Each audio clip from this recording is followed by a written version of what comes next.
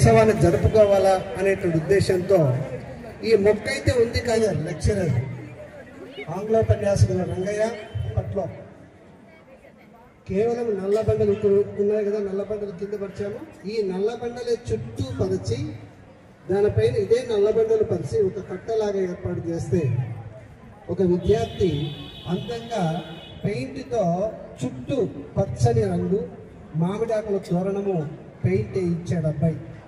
దురదృష్టవశాత్తు ఆ అబ్బాయి ఒక 4 ఏళ్ళ కిందట పరమపదించాడు. పాపం వివాహమైన తర్వాత ఒక అబ్బాయి అనేది सर्वं मनीषान ओम तच्चंद्योरा उड़ीमहे गातुं यज्ञाय गातुं यज्ञाय दैवी स्वस्तिनः स्वस्तिर्मानुषेभ्यः गातु भेषजं शम्भो अस्तुप्रभे शम्भो दुष्पदे ओम शांति शांति शांतिः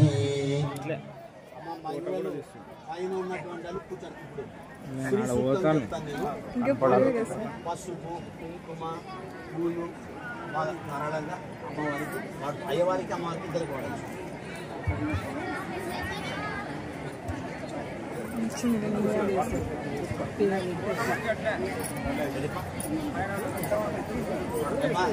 రెడీనా?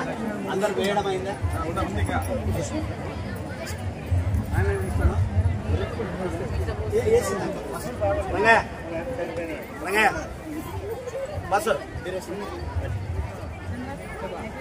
అందరు రెడీనా? అనుకూలంగా పెట్టుకోండి. లెక్చరర్స్ పెద్దవాళ్ళు వచ్చి దీపాలు వెలిగించేది.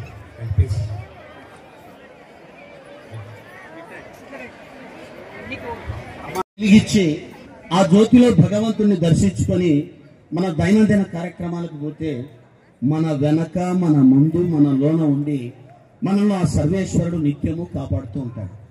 కీటకాలు అడిగాయి, స్వామి మా పరిస్థితి ఏంటంటే ఎవరైతే కార్తీక దీపాలు వెలిగిస్తారో ఆ కార్తీక దీపాలను మీరు చూస్తారో మీ జన్మ ధన్యమవుతుంది అనంటే సాయంత్రం వేళలో కార్తీక దీపాలు వెలిగిస్తారు.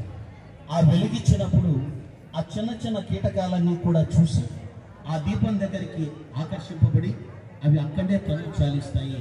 కాబట్టి మనము మనతో పాటు యావత్ కోటికి ఈ ప్రపంచానికి సహాయం చేసినటువంటి వాళ్ళం అవుతాం. కాబట్టి ఈ కార్తీక మాసానికి అంత గొప్ప ప్రాశస్త్యము అనేటటువంటిది వచ్చింది. మరి ఇంత అద్భుతంగా నా అందాజు ప్రకారం 50 కేజీలు 60 కేజీల పూలు పిల్లలు వాళ్లే సంతోషానంతరం నేను సంకల్పం అనేది అందరితో చెప్పండి సార్.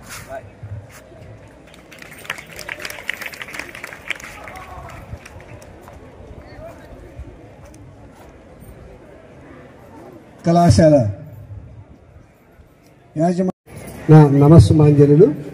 అలాగే విద్యార్థులందరికీ కూడా ఈ కార్తీక మాసంలో ఇంత మహోత్సవంగా బ్రహ్మాండంగా కన్నుల పండుగ ఒక్కొక్క అమ్మాయిని చూస్తుంటే మహాలక్ష్ములంతా నడియాడి వచ్చారా ఇక్కడికి అన్నట్టుగా ఎంత ముచ్చటగా ఆనందంగా ఇక్కడ సుఖాసీనులై ఉన్నారు.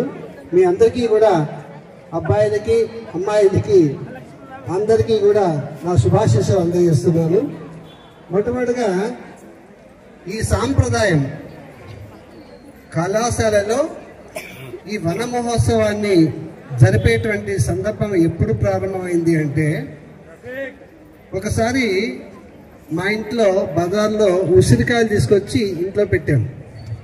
పెడితే ఆ ఇత్తనము గోడ మీద పెట్టింటే అది ఎగిరి కింద పడి మొలకలు వచ్చాయి.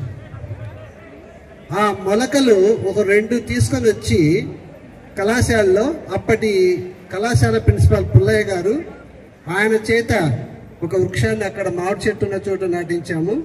అలాగే ఇప్పుడు మీరు చూస్తున్నటువంటి ఈ మహావృక్షము మన ఆర్ఎస్ ప్రభాకర్ గారి చేత నాటించినటువంటి చిన్న మొక్క దినదిన ప్రవర్ధమానం చెంది అది ఇలాంటి వృక్షమై అందరికీ కూడా ఫలాలిస్తూ నీడనిస్తూ మన ప్రాణవాయుని అందిస్తూ మన అందరికీ కూడా ఇతోధికంగా అది సహాయపడుతుంది. ఆ వృక్షము, ఆ వృక్షాలే లేకపోతే మనం లేము. మానవాళి మనుగడ సాగిస్తోంది అంటే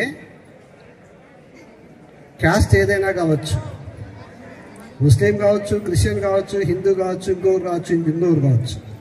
ఆక్సిజన్ లేకపోతే మనిషి బతకలేడు. అలాంటి ప్రాణ ఇప్పుడు ఇక్కడ ఉన్నటువంటి స్టాఫ్ మెంబర్స్ పెద్దవాళ్ళందరూ కూడా వచ్చినట్లయితే నేను వాళ్ళ ఓకే, మీరు పిల్లలు నేను చెప్తాను, అప్పుడు ఇక్కడికి వస్తారు. రైట్, అందరూ